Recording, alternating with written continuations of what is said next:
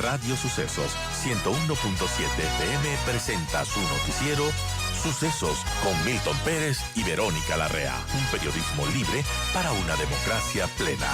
Los hechos y las opiniones de los sucesos que marcan nuestro tiempo.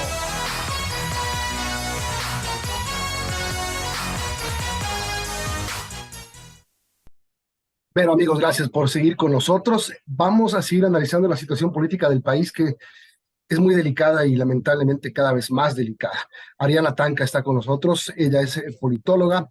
Ariana, gracias por estar con nosotros y justo en un momento interesante para poder analizar este mensaje del presidente Lasso de 18 minutos que fue emitido anoche y repetido esta mañana en cadena nacional. Todo el escenario que armó el gobierno para este inicio de la defensa del presidente de la República, ¿qué te pareció? Muy buenos días, muchísimas gracias por la invitación.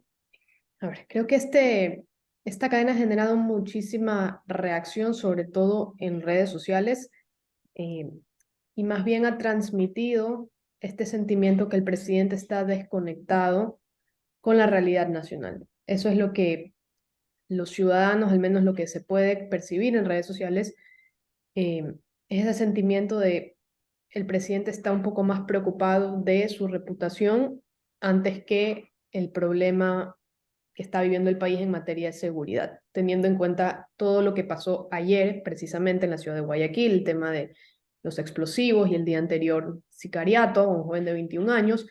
Entonces, sí generó esta reacción. Ahora, seguramente esa no era la intención del presidente, porque él está respondiendo ante el suceso el suceso político, entre comillas, importante, que fue la luz verde de la Corte Constitucional. Entonces está respondiendo a esa situación política. El tema es que esa respuesta se enmarca en un contexto político y social específico, lo que terminó dejando esta percepción de la reputación antes que los problemas del país. Yo creo que ese es el tema. Claro, pero sí, he leído muchos comentarios sobre, se toma 18 minutos del presidente para defender su reputación y no dice nada del hombre atado a explosivos y no dice nada del asesinato en Plaza Lagos, justo dos cosas que pasaron en las últimas 24 horas, más no dice nada de lo de Alausí, más no dice nada de lo que pasó en El Oro. Pero, a ver, también podemos ser abogados del diablo, como se dice comúnmente, y decir, ese no es el espacio para que el presidente se refiera a esas cosas. El presidente hizo la cadena para hablar de lo que le está pasando a él como primer mandatario y que finalmente no termina siendo un problema solamente de él. Porque si es que hay un juicio político, si es que hay una sucesión presidencial, si es que el presidente sobrevive al juicio político, de esto depende la estabilidad del país también. Es decir, no es un tema solo de él, es un tema que le recae a él, pero es un tema nacional. Sí, yo estoy de acuerdo con esa apreciación porque justamente y siendo abogado del diablo, como bien lo mencionas, porque justamente él está respondiendo a esa acusación específica que se hace en el pedido del juicio político. Eso no significa que uno no deberíamos concluir inmediatamente que el presidente no se ha pronunciado, no se va a pronunciar sobre los otros temas que también ameritan una respuesta y esperemos a ver estos días a ver si existe, pero nuevamente la ciudadanía siente que esos temas son prioritarios, por lo tanto esa respuesta tiene que venir primero antes que el tema del juicio político. Claro. Pero en todo caso, el tema de la cadena creo que es lo último de las preocupaciones que tenemos como ecuatorianos, honestamente. Esa es una Es discusión verdad. muy superficial. Es verdad, y sobre todo de las formas de la cadena, que si la bandera estaba arrugada, que si la gente que estaba ahí no debió ser esa gente, sino los ministros y las Fuerzas Armadas, que si la esposa del presidente debió estar o no estar ahí, que si el sitio, que si, etcétera, que si el tiempo, que si todo. Sí, tienes toda la razón. Eso es lo último que nos debe importar. Lo que le pasa al país es lo que nos debe realmente alarmar. Así es, y bueno, respecto más allá de la cadena, yo quiero, bueno, saludarle a Ariana Tanque y también leer un tuit que ella pone, porque es muy cierto lo que ella dice. Dice, es interesante que en los 2 primeros años del periodo presidencial se intentaron 3 de las 5 formas para terminar el mandato de forma anticipada: destitución, juicio político y revocatoria del mandato. Todo eso mientras se habla de la cuarta, la muerte cruzada. Ecuador, un país interesante para la ciencia política. ¿Qué podemos decir al respecto? Porque desde que parece que el presidente inició su mandato, han querido boicotearlo. Hay fuerzas políticas muy fuertes que han buscado eso desde el inicio. Correcto. Y antes de, solo para hacer una precisión, reconocer que hay esfuerzos de votar al presidente desde el inicio no quiere decir que vamos a un poco justificar los errores del gobierno, ¿no? Que es algo que se suele muy fácilmente llegar a esa conclusión y no necesariamente es así.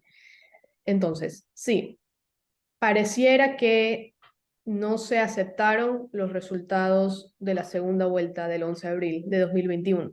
Parece que las fuerzas políticas no terminaron de aceptar esa derrota, por tanto han intentado otras vías para llegar al poder. Nuevamente, esto no significa que el gobierno no ha cometido errores, que el gobierno, de cierta forma, las decisiones lo han llevado al momento en el que está.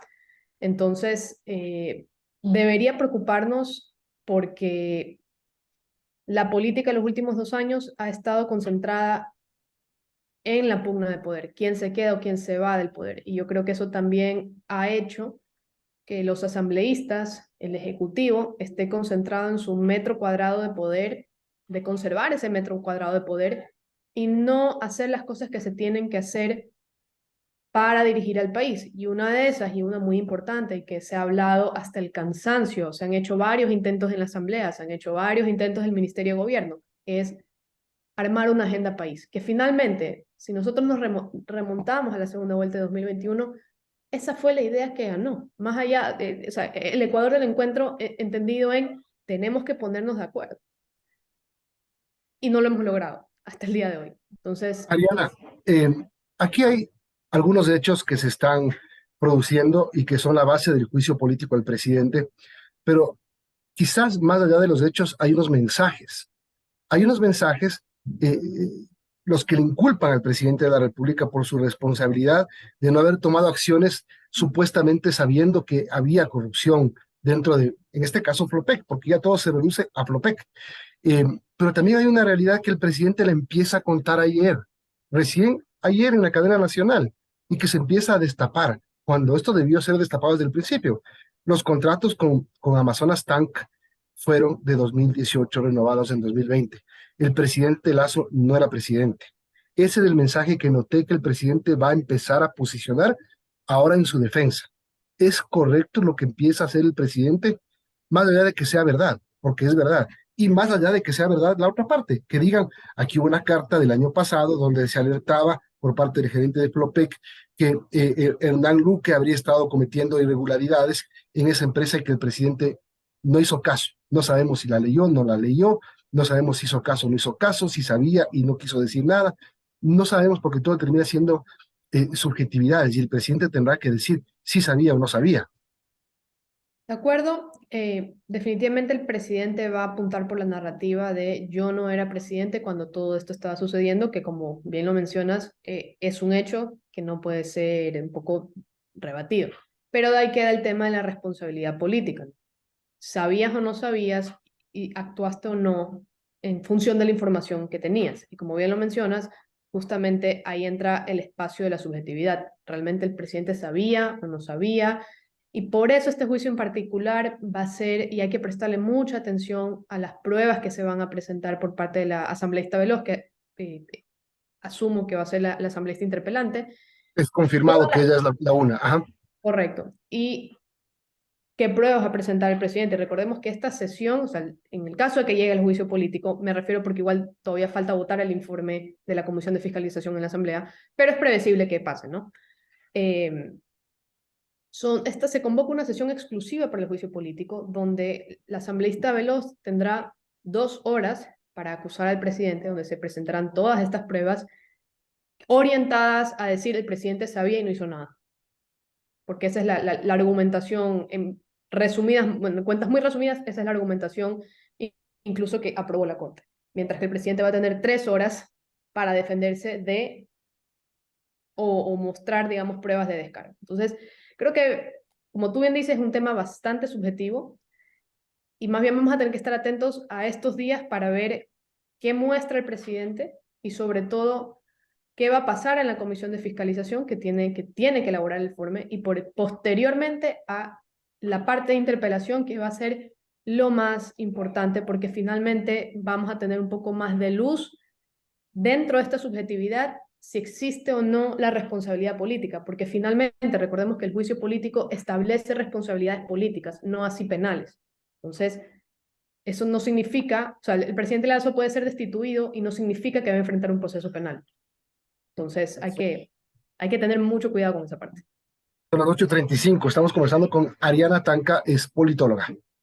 Ahora, Ariana, en medio de esta situación delicada que ve el país, no solamente por el tema del juicio político, sino en general porque los ánimos están caldeados, hay zozobra por el tema de inseguridad, etcétera. ¿Qué debería hacer el gobierno? ¿Cuál debería ser su narrativa? ¿Qué es lo que debería atender para, de alguna manera, apaguar esa llama que tiene esos ánimos caldeados que están en la ciudadanía?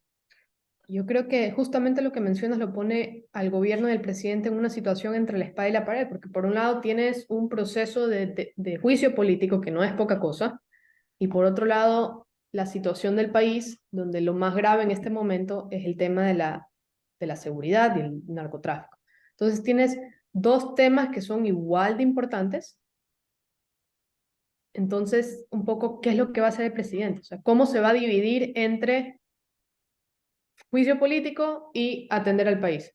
Ahora, eh, ahora más que nunca el presidente tiene que apoyarse muchísimo con su gabinete, porque no lo puede hacer todo.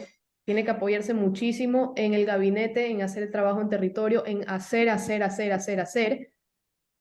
justamente para que la ciudadanía no sienta que el presidente está más preocupado por aferrarse al poder y no responder con sus responsabilidades que tiene de cara al país.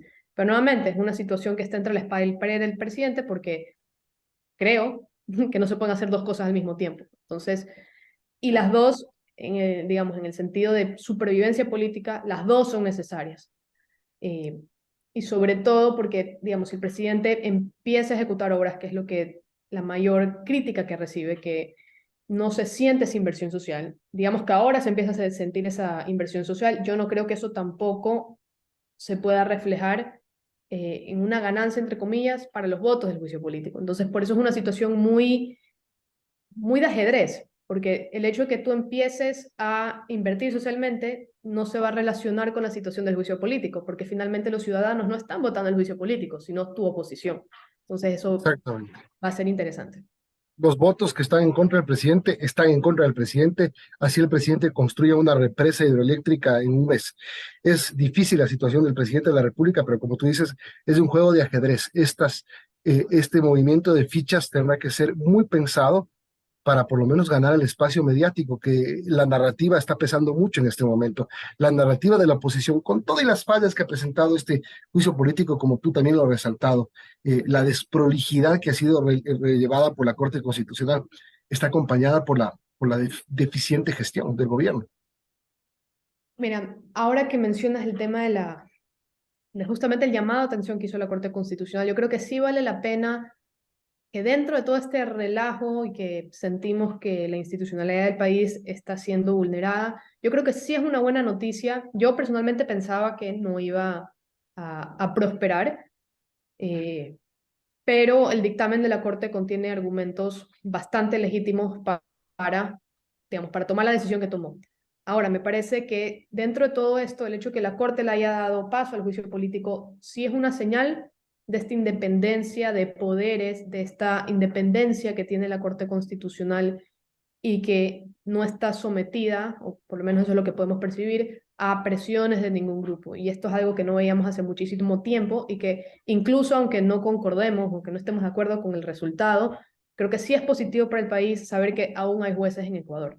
Entonces, que hace mucho tiempo no lo veíamos, sí da por lo menos un respiro de hay instituciones, hay jueces, aunque no estemos de acuerdo y definitivamente el contexto político y la narrativa que tienen contra el gobierno fortalece muchísimo más en la opinión pública el hecho que se tenga que ir, porque muchas personas dicen, ya no podemos seguir de esta manera, ya no es un país invivible, pero eso no significa automáticamente que se configure una causal de destitución. Entonces, pero aquí en este momento se juntaron como dos pájaros de un tiro. Hay este tema de corrupción o de posible corrupción y el sentimiento de la ciudadanía.